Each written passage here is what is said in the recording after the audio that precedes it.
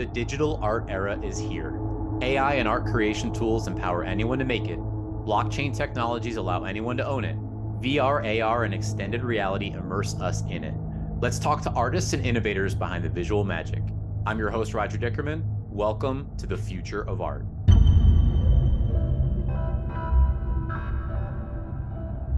Today, we welcome Joey L. Joey is a Canadian-born, New York-based photographer and director. His work spans prominent brands, including National Geographic and History Channel, and celebrities, including Jennifer Lawrence and Robert De Niro. In this interview, Joey discusses the dance and the balance between commercial opportunity and personal fine art, and the pursuit of things he finds interesting and fulfilling. The conversation ranges from antique origins to his 8-pound, not a baby, physical book, Ethiopia, to entering the crypto art space with his photography, to his annual pilgrimage, Halloween in Brooklyn.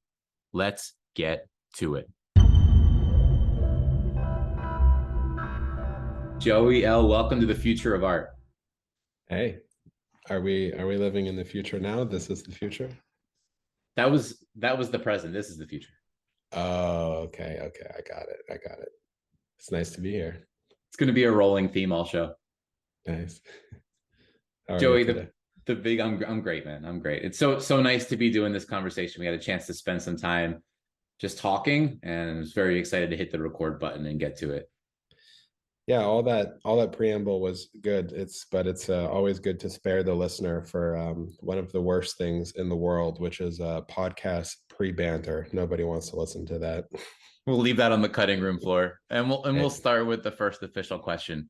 That is, of course, what does art mean to you? I think art is a human way to try to find order to madness around, and when humans align something in a way that makes sense to them, it can become art. So what I mean by that is if you look at like architecture or something, it's using found materials to make a dwelling to live in. That can be art instead of just like living in the wilderness. And to take that example further with a painting or a photograph, everything else is just living in the wilderness. And art has a lot to do with assembly and human curation. And I think that's what makes something art and something not art, is finding the human hand and the human drive for balance and order. It's a beautiful definition. I just thought of it now.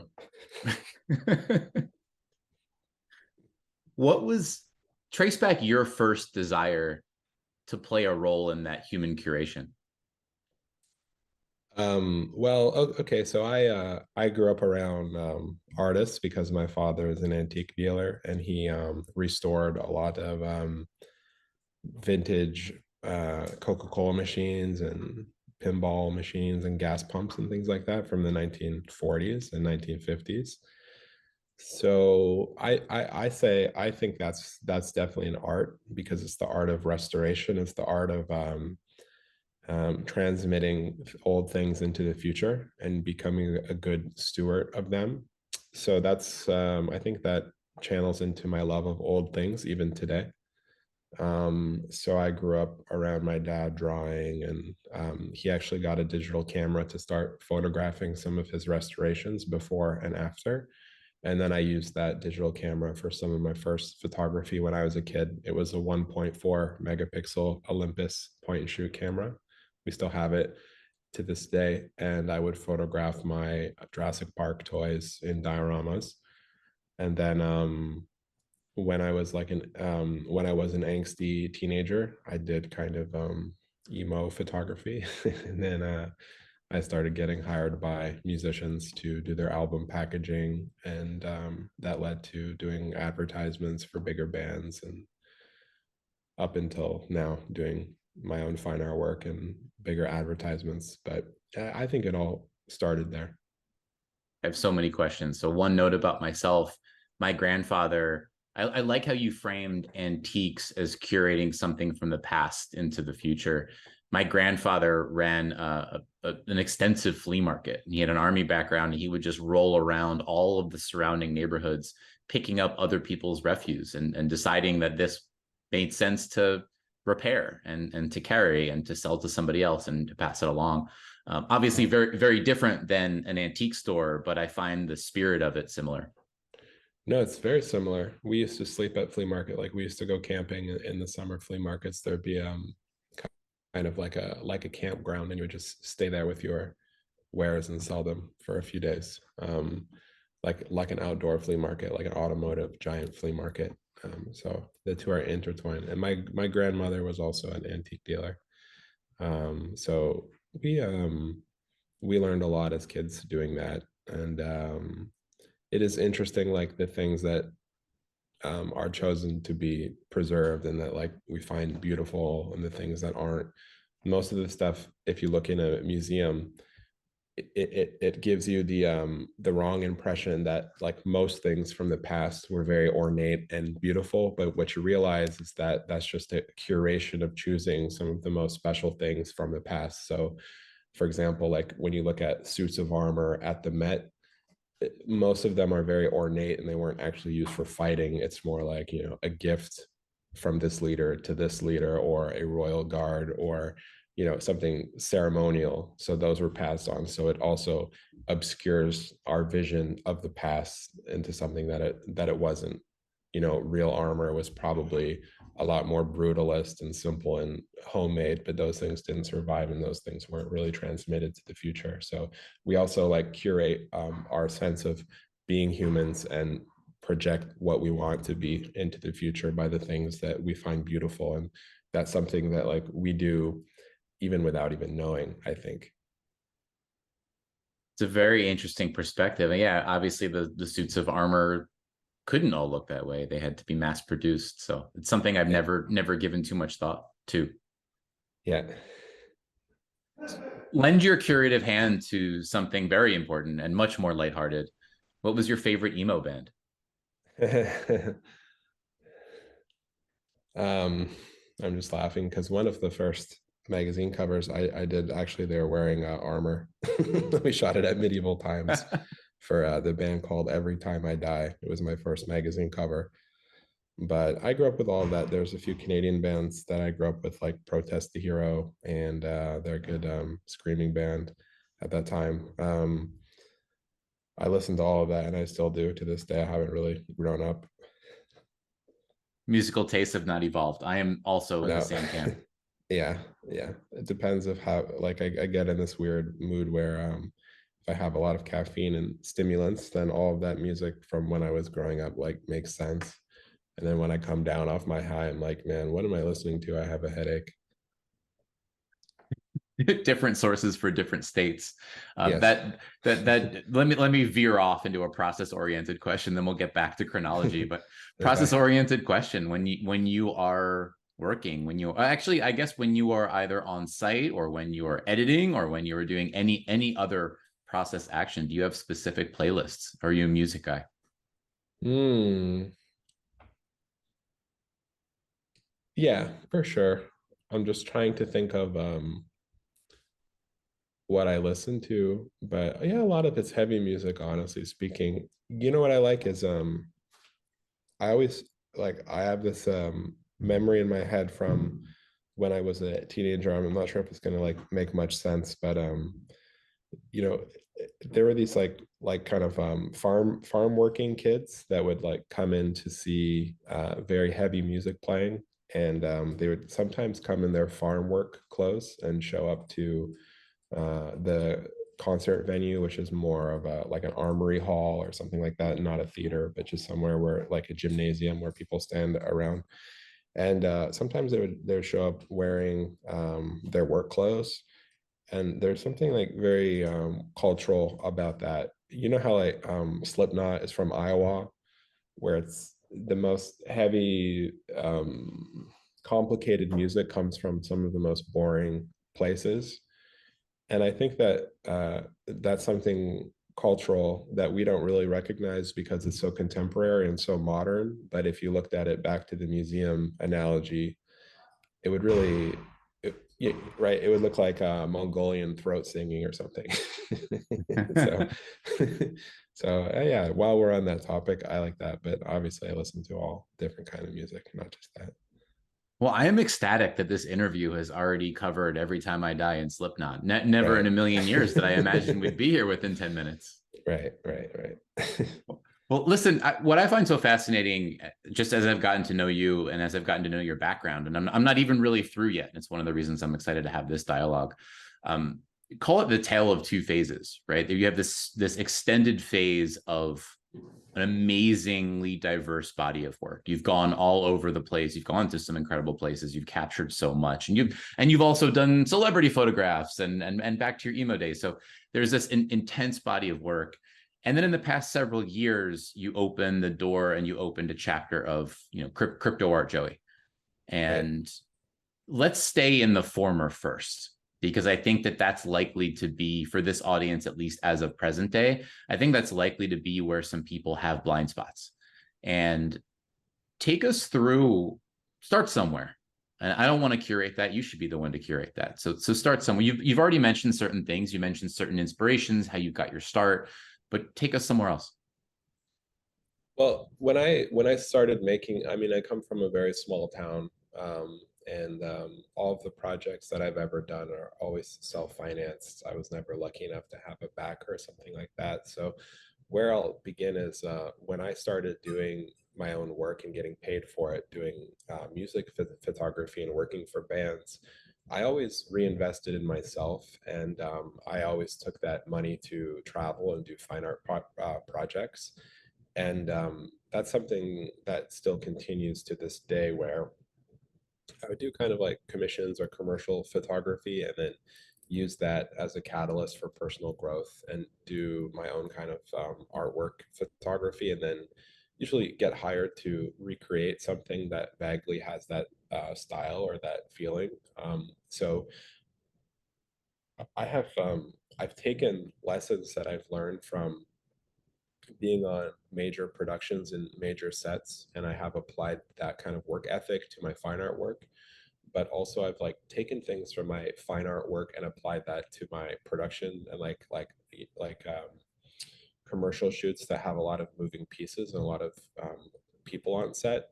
And when I get hired to do some advertisements and things like that, there's always a kind of a dance with the devil that you have to do, where you have a lot of money and production help to make something big and overproduced, but your job as an artist is to kind of put all that in the background and just give a very honest and authentic delivery of photography that looks like nobody was there. But what you can do with all that production is do a shoot that's on steroids, where you do something that might take you 2 months working by yourself and just do it in a day. So I've learned uh, from both fields of the photography that I do, which is commissioned and not, and try to mix them together so that when someone looks through my work, in some cases, they shouldn't be able to tell, what was taken for an agricultural science client or what was taken by myself in a farm field. So I really like that. I think there's a lot of artistry in it. I think that the industry that I work for loves to suck the art out of everything. And if you're not cognizant of that, and if you don't fight back, then your work will really suffer. But if you do push back on that, then I think you can, make honest and truthful photography that's very moving in any situation. So that's the dance that I try to perform well over the last, I guess, few decades. Does that dance have a cadence? Is it a one for one proposition? Do you like to go back and forth between the two things? That's an excellent question. It there's some dangers if it doesn't have a cadence. So it's kind of a teeter totter, right? where where if you do too much of one thing, then it's not going to be balanced. Like it's going to be on one side and out of balance, like a teeter totter. So I think for me, most of my time is spent doing very complicated personal projects, um, and maybe like 20 or 30% is spent doing commissions. but it's kind of hard to break up the timing spent on each one, because even when I'm working on one thing or another, I'm like borrowing things from that to apply to the other one. So yeah, I'd say it's more dangerous, because if you get involved with too many money jobs and just like do them nonstop, I think you're really going to lose something. But then at the same time, there's a lot to be lost if you just say, "Oh, I'm going to like do all this personal work and kind of not go anywhere, not grow." So I think for someone that shoots the style that I do, at least it's always this. There should be a cadence to it that's back and forth. You mentioned the risk of not wanting to go somewhere. You've gone many places. What was the first urge to travel somewhere far? I've had the urge to do that since I was really young, because I'm from a very small town, and my first experience in travel was on the road with some of the bands that I mentioned, and then I also got sent to Europe, and I worked with a lot of electronic musicians in Netherlands and Belgium and Germany. And then I used that money to go to India when I was 16 years old and travel around. So I think the urge has always been there, but it wasn't related with my family or traveling or something like that. It was just exploring the world as a very naive teenager. And then I guess you're right. I have been to a lot of places, but I've also just revisited so many of the same places that I usually go, to go a little bit deeper. And I could have gone to probably every country in the world by now, but I think that that's kind of like skimming the surface. If you were to uh, go around the world in a straight line from point A, like all the way back to point A around the other side, you would have one experience. But if you were to go, 2 kilometers south and then do that same adventure all around the world, it would be a lot different. So I don't really think it's important, like the amount of places, like kind of like the kind of photographer, like where will he go next? I can't believe it. He's going all these places. Like, well, that's crazy. Like, I think it's more important to go deeper within the same places that you've been. But I guess I have been really, really lucky to see so much of the world. Talk about your relationship with risk. You've been to some places that are dangerous, or at least be perceived by someone like myself as dangerous. And going through your past projects, Guerrilla Fighters of Kurdistan, or take us wherever else you might want. But where does that come from? Yeah, I mean, I have done many risky things, for sure. Um, but I don't like I never really saw myself as a conflict photographer or war photographer or something like that, because those are people who take a lot more risk than I do, and do it like every single day for many, many years. For me, it was more, I think, an interest in a particular project. So, for example, I've never been attracted to conflict, for example, like in Ukraine versus Russia or something. I find, honestly, what's going on there like not very interesting. Um, but the conflict in Iraq and Syria, especially from the Kurdish perspective, was very interesting for me as a photographer, because it represented a cultural renaissance that happened to be happening in a war zone. So it was very related to some of the other photography that I've done, whereas war and things like that just happen in the background of what the actual subject matter is. So when you're talking about risk and everything like that, um, to me, all of that really goes away, and what becomes important is the actual project. And if you really care about telling that story, and it will drive you enough, then it's not really something that enters your mind, because it becomes more risky just to stay at home and not do that. I think, as an artist. So yeah, I'm not exactly going out and chasing risk for no reason. I think good projects are worth risking your life for. um, but also only things that I think really are connected to you and are really moving, and not just risk for the sake of risk, if that makes sense. Chasing That's the most compelling that's story. yeah, and it's not really like a story like I'm a journalist or something, like hunting for the story. Like that's also another respectful job that I don't do. It's more like just things that really matter to you. The risk kind of dissolves or becomes not that important. Whereas work, I think, that leans on risk, that's defined by risk, that uses risk as a crutch, I think is really not worth doing, if that makes sense. It does. Yeah. I saved it a little bit. I didn't want to lead with it, but the reason why we're having this conversation at this exact moment in time is because there's an 8-pound object that's sitting very close to me now, and it's a book. It's a book that you created. It's not a baby. It's not. It is not a baby, indeed. But I so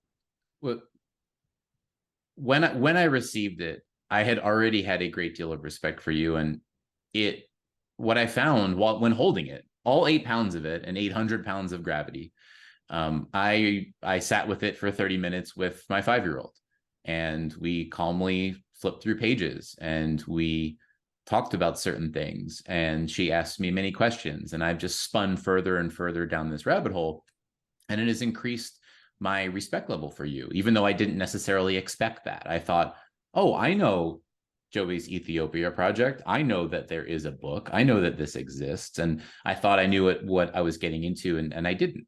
And so the first question I want to lead with there is, what is the importance? What was the importance of such a large, high quality book? Why did you bring that into the world? Well, thank you so much, first of all. That particular project is a love letter to Ethiopia.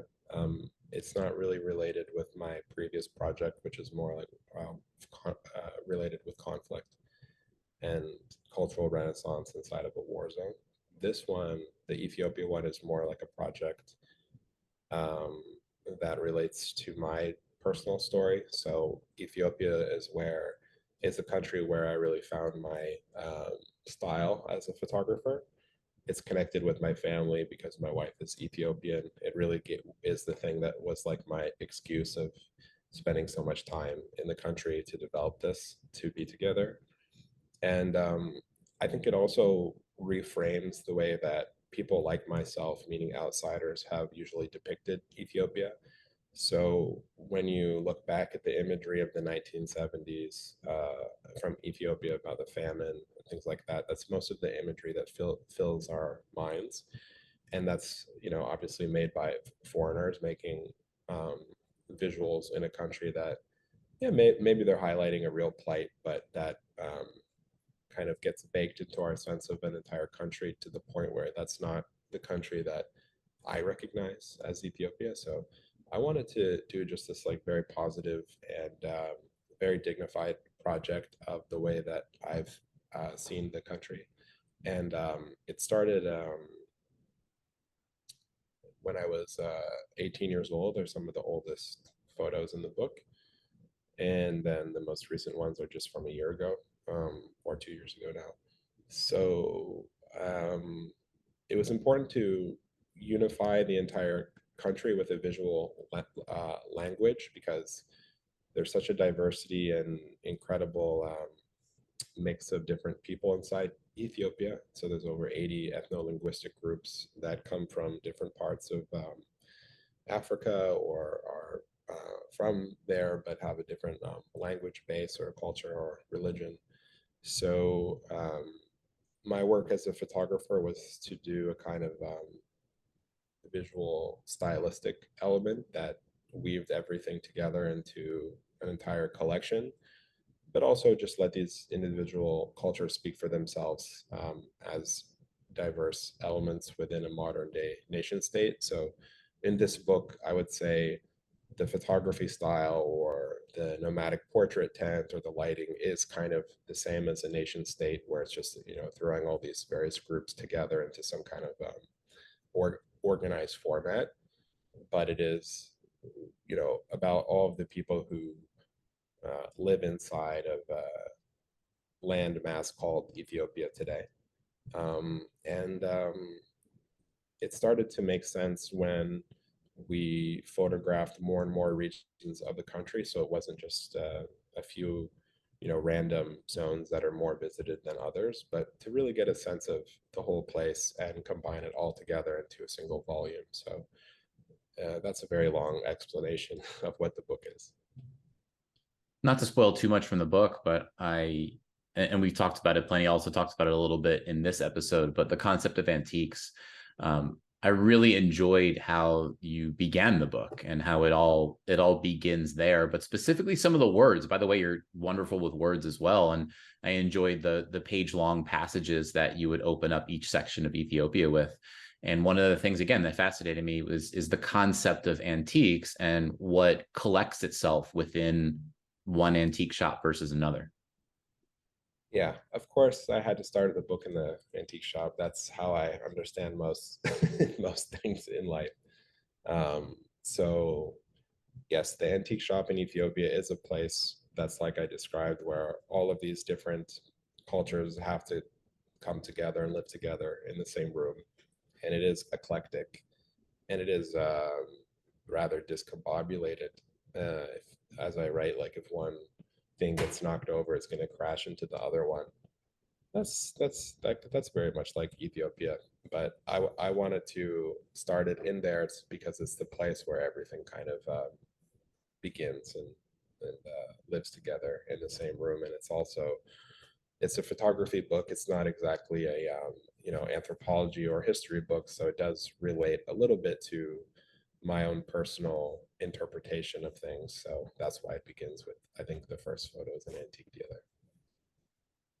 The quantity of portraits in the book is stunning. The diversity of portraits in the book is stunning. And some of my favorite photos, one that we spent a lot of time on was the first female pilot in Ethiopia. That was a fantastic one. There was a waitress that was quite captivating.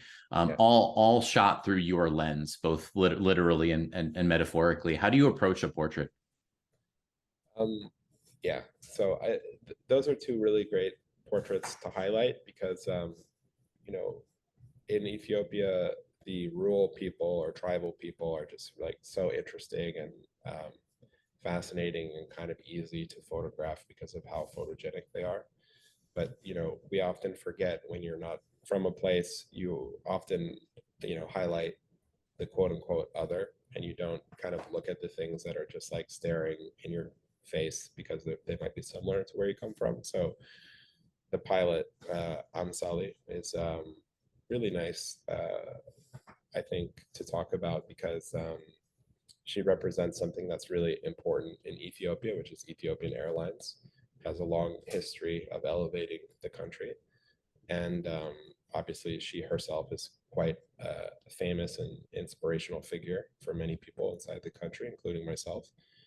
And whether you photograph her or someone rural from the countryside, what I really think is that the portrait style shouldn't change. It shouldn't shift between those two subjects.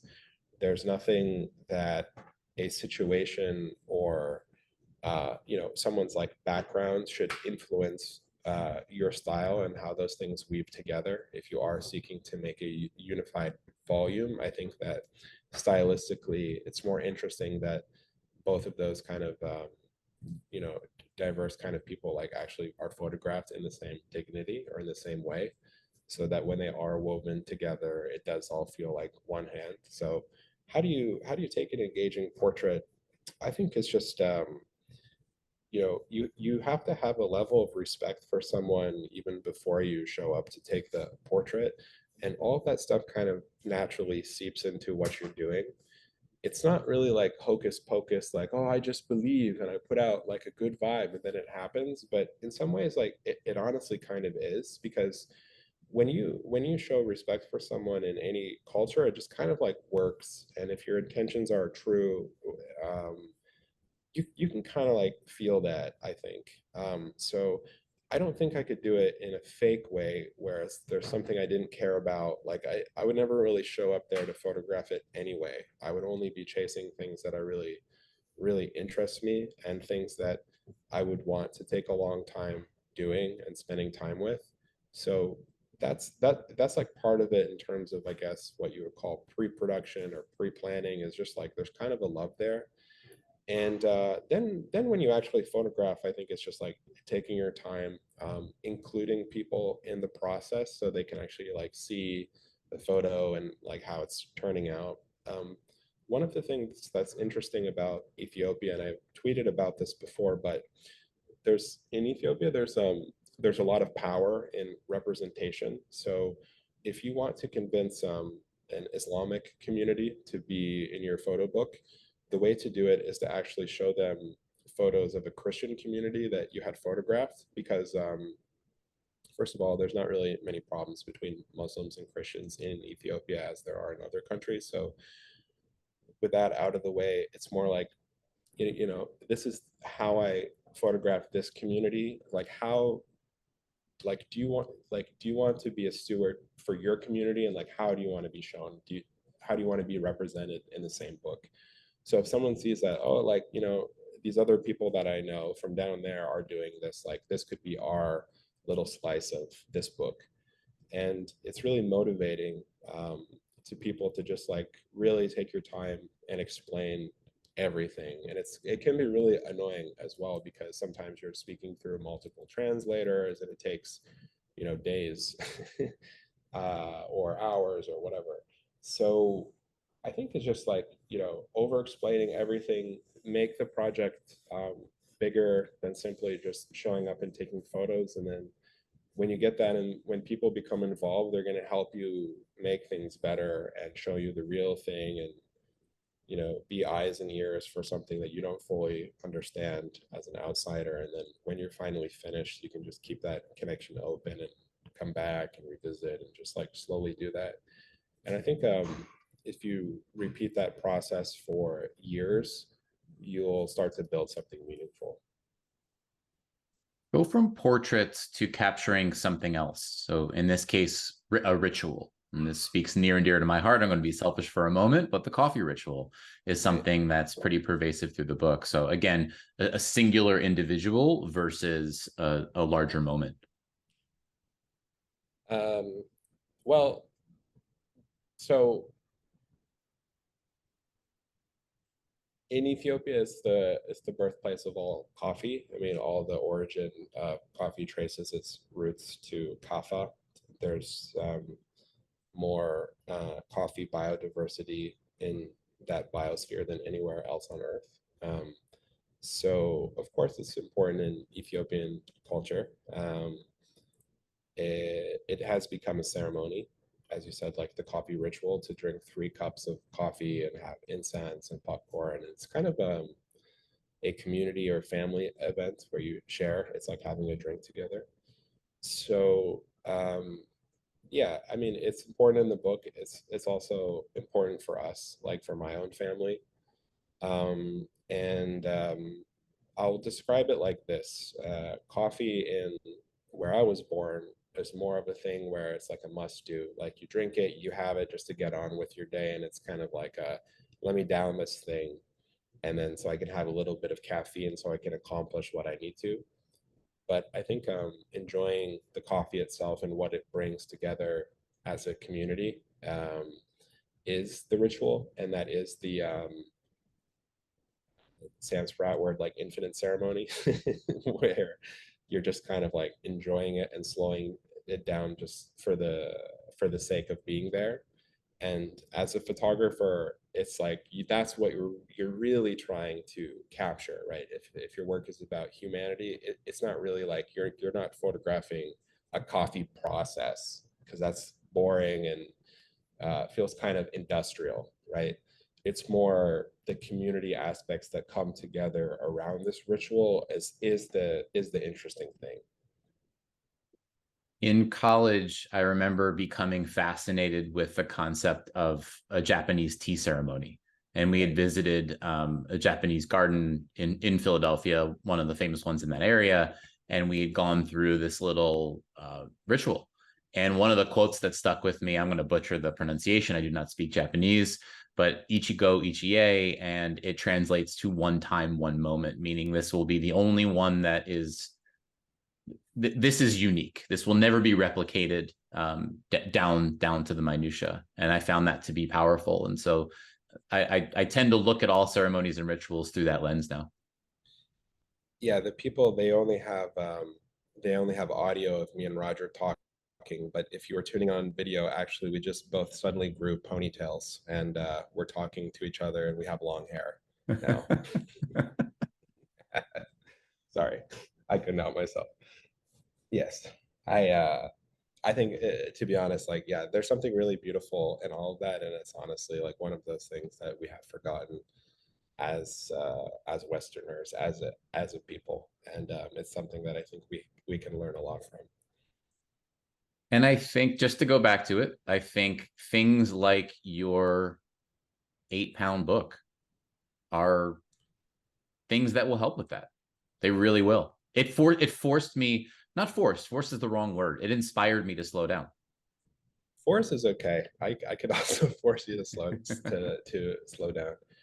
Um, I always like every photographer always dreams of making a big book or a big print or something like that. But there was a lot of mission creep involved with this project where it started as just maybe a few places in Ethiopia bound together, and then it ended with just being this massive volume from a long a long time of shooting. And it was never meant to be 8 pounds, but as we were making the edit, there's just like too much stuff. And I also feel like in some ways that the project's not finished because, you know, when it comes out, the people tell you like, oh, what about this? What about this? Why is this not in here? Hey, you forgot about my people and XYZ. So this is maybe like the first print edition. Maybe the next one will be 9 pounds because you also couldn't take something out of there. You just have to add to it. Like you let's couldn't replace one section with another. That could get bad. let's shift mediums. So you had a chance to create this in a physical sense, and you've also had an opportunity to present a significant portion of that work to the digital art or crypto art community. When you began doing that, if you can think back and put yourself in your first mint position, what thoughts did you have about sharing that work with the community? There's a lot of fear, I think. So I had kind of watched from the sidelines for a really long time. Kia was very successful with her own NFT artwork. She did release in early 2021. But I always felt like for myself, I wasn't very crypto native. I was more trapped between two worlds where I would have one foot in that old world of books and commissions and prints, and then be very excited and interested in this new crypto world. But you have to kind of like look back at that time because I'm not making excuses for myself, but also like there wasn't that much photography that existed. There were a few artists like Jan Silva who kind of paved the way for like just kind of like real photography on the blockchain. That, and when I say real, I just mean like not adding a bell and whistle to an existing photograph, like animating smoke or a ripple effect on it, or putting like an animated frame on it, like some artists did early on. And then of course there was Justin Aversano, who like had one of the first like really huge series as one of one art that was just really purely based photography. So at that time, it was just kind of like it was hard to fathom that this thing could be have a cryptographic signature at all. So for me, it was November 2021 was my first NFT drop, and it meant a lot to me. So I really wanted to enter with a collection that was somewhat autobiographical and said something about me. So I did wait until my entire Ethiopia collection was ready, and I chose 75 images from that series and released them as a collection instead of individual one out of ones. And the collection that I did release is kind of did the same thing as the book, where it picked a few selections from each region, It doesn't mean like these 75 were the strongest in the entire series. It was more like, you know, pick like five from each place and make the spirit of the book come through in the NFT collection as well, which is to represent the entire country, which I already talked about earlier. I will spare you in doing again of what the collection means. So that's how I entered the NFT space. And you know, when we look back at 2021, you know, I had this idea that this would last kind of forever, or there would be like a lot more time to slowly release meaningful work. And there is, but there's also a part of me that's like, oh, damn, I could have just dumped all of it, sold it all, and moved on and like been rich forever. But that's not really the way that I've done any of my work ever. I've always been like very cautious and a very like slow and steady burn. And I tell myself that's okay because I have done photography for my entire life in very much the same way, very, very slow, methodical burn. And I do think that, you know, some of the people who did the things that I just described or that I was tempted to do, they might not stick around very long or they might burn out and fade away. So for me, I've had a lot of success and I've been like very, very happy with the outcome of releasing my work, you know, as NFTs since 2021. But I also am cautious to see the long-term vision of this and just to do it slowly in the same way that I have with my books or my prints or something like that. So I do see it as an all new, interesting frontier. I don't see it as replacing anything. It's just a new and exciting extension into a new world. You called yourself a turtle in that post recently, which I appreciated. Right. Yeah. Yeah. Just like slow and steady, and over time, people will start to catch on no matter what. You might not be like the most like, you know, sexy, hot, kind of like trendy artist, and that's okay. But I think like over time, over a vast time scale, uh, I can, you know, teach people what I do in a meaningful way. It also insulates you. It makes you a bit cycle agnostic, so to speak. You may not be catching the highest of highs, but there's a reason why you're selling your hemispheres collection out in the lowest of lows. Yeah. Yeah, it does not Uh, matter as much. yeah, those sales, like the recent sales with hemispheres, are very meaningful to me because I have been able to keep my prices the exact same as they were in 2021. And, you know, of course, the thing that changes is the time scale that it takes to do that. Instead of, you know, a few minutes, it takes a few months, but that's okay. And I think that that's fine. And it just reminds me a lot more of how I sell prints and how I sell books now. And yeah, I would like the liquidity and for the, you know, excitement to be there. I would be lying if I said I didn't, but just to have the people show up and collect these things, and um, just to say like just the other day I learned that like all of the pieces that people have collected for me, there's no longer anything listed from all the work I've sold over the years from Ethiopia. I think that that's really interesting, and you know, slowly people will catch on to it. And if they don't, that's okay because this is the way that I like to work anyway. It's just very like slow and steady. So those sales meant a lot to me, and this is just what I'm going to continue to do no matter what. What or who else inspires you across digital and crypto art?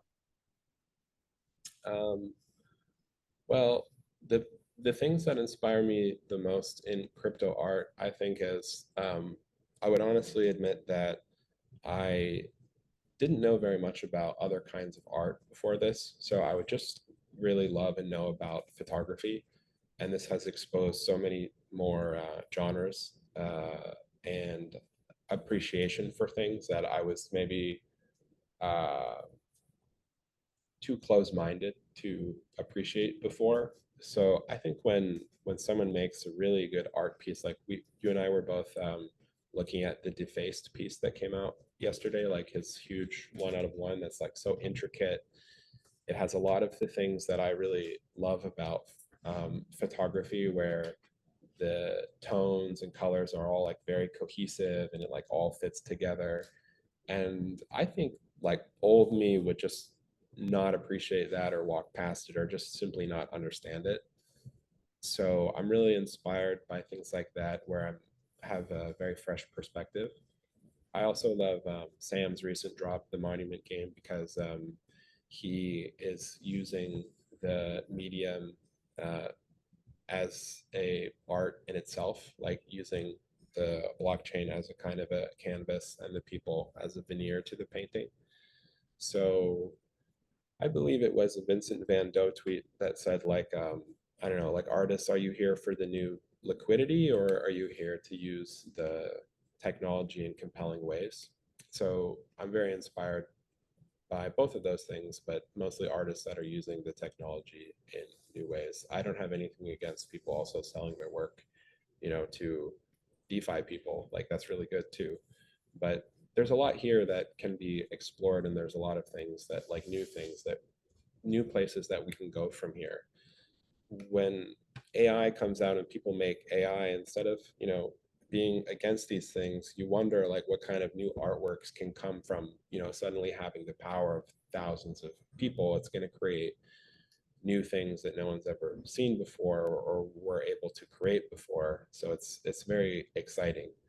I'm sure when the first, camera came out, there's a lot of painters that saw photography the same way that some people see AI now, but it gave birth to an incredible genre of photojournalism, fine art, news, like everything that photography does. So with that said, there's new frontiers and there's new worlds here. And if you have an open mind, you're going to see it all. And if you have a closed mind, you're going to stay trapped like I used to be. So my mind has just been open more and more following this stuff and checking myself when I do get an ego and when I do look at some things and go, oh, that sound, yeah, right? Like just looking at it and enjoying it and be like, holy crap, like this is really cool to be a part of.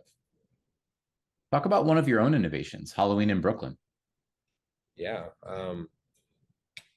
Like how it relates to like how we did it like cryptographically or the photo project itself. Well, I suppose the background is appropriate, right? So maybe give a quick background of the project itself, but then when it does come to blockchain innovation, that was a collaboration with Transient, has some interesting components to it. Yeah.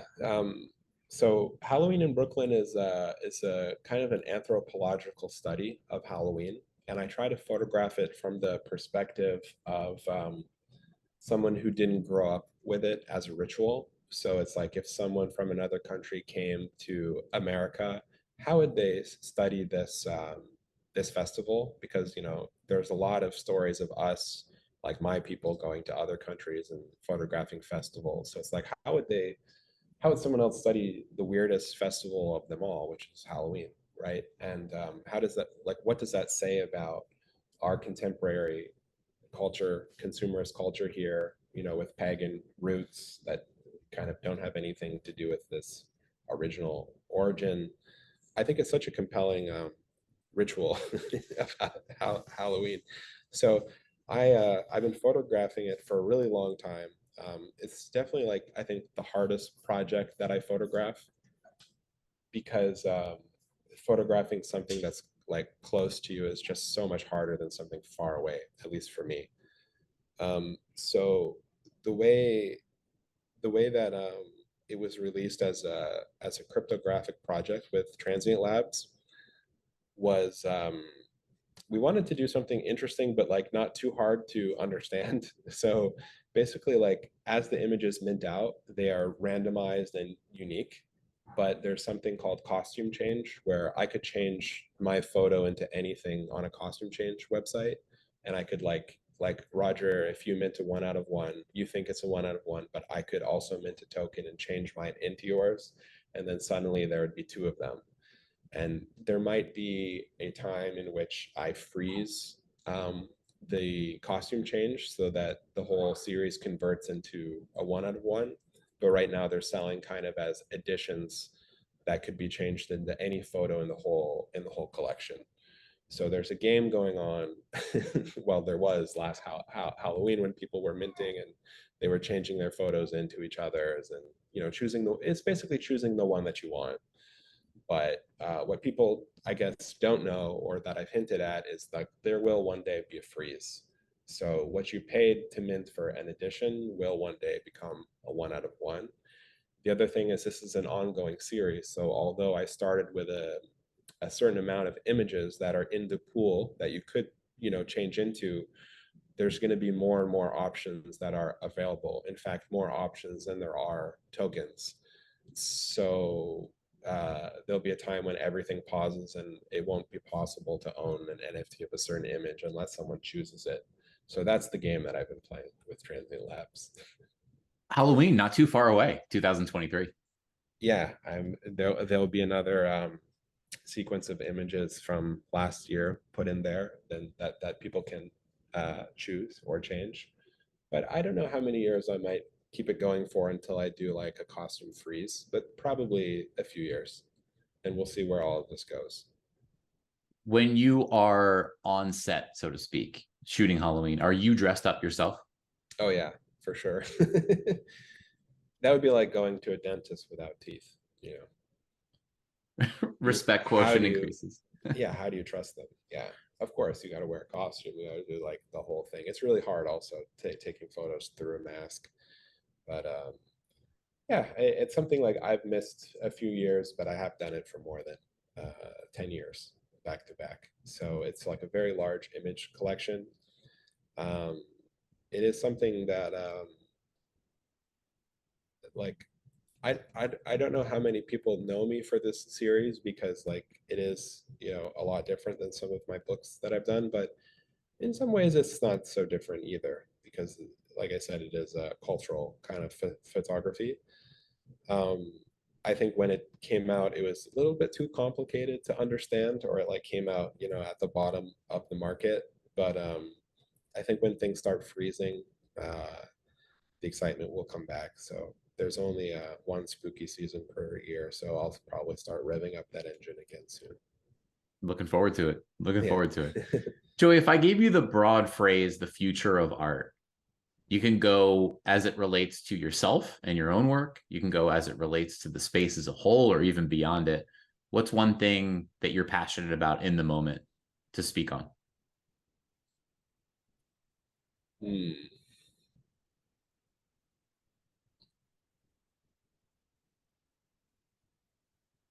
It's a really good question. Like, what am I passionate about the future of art?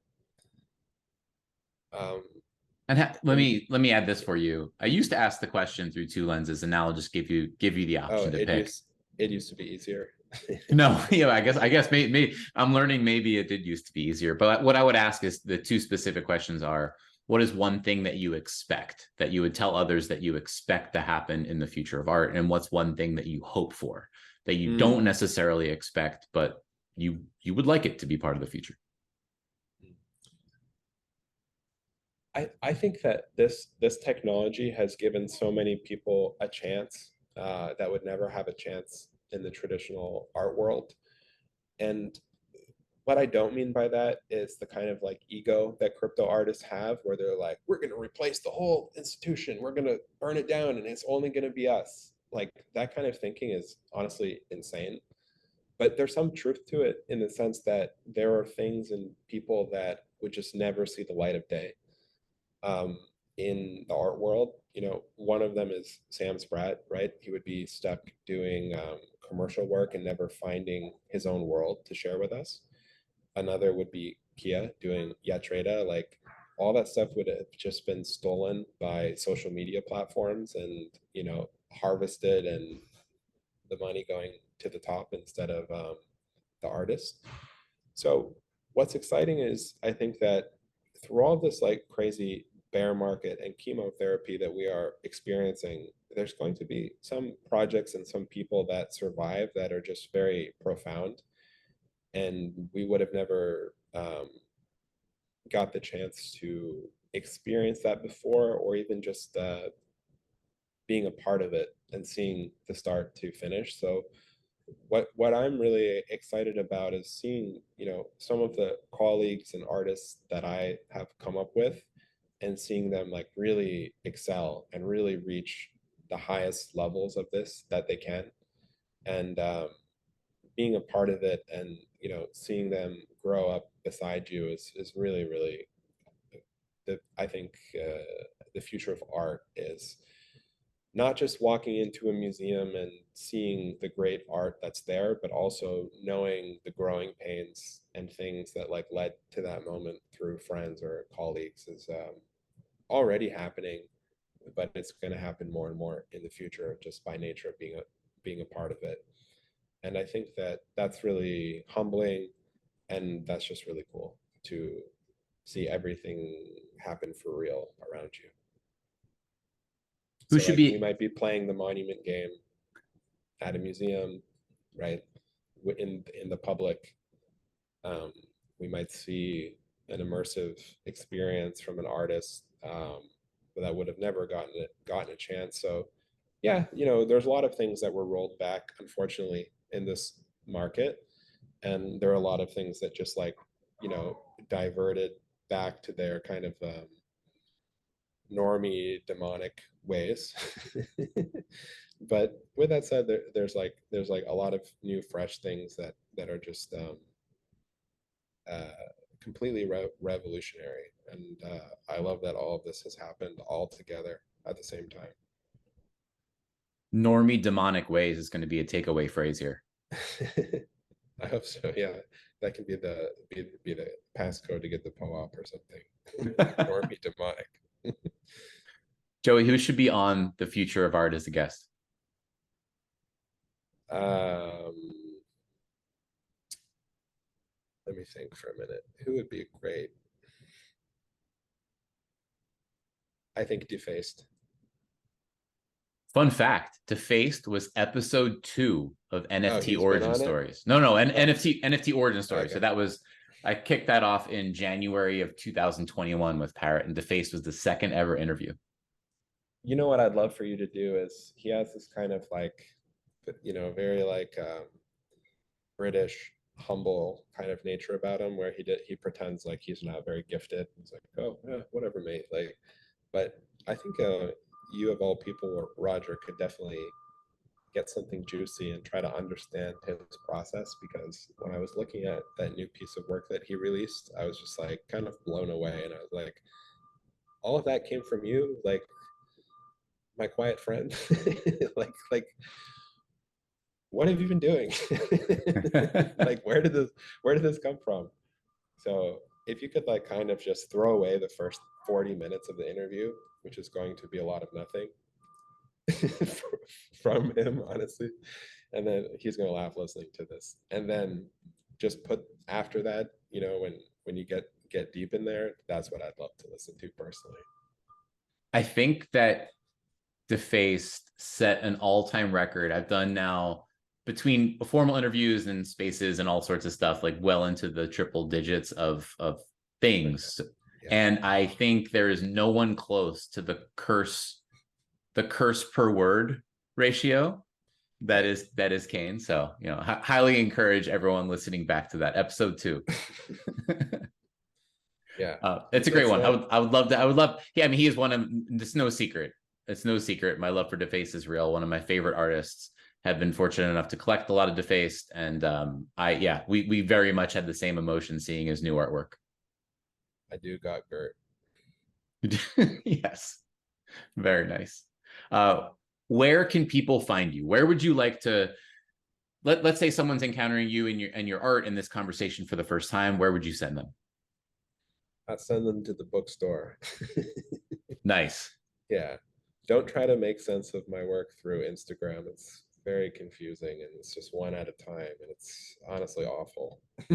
I think the bookstore is better, or Twitter is best, because that gives me the canvas to write about stories and things like that.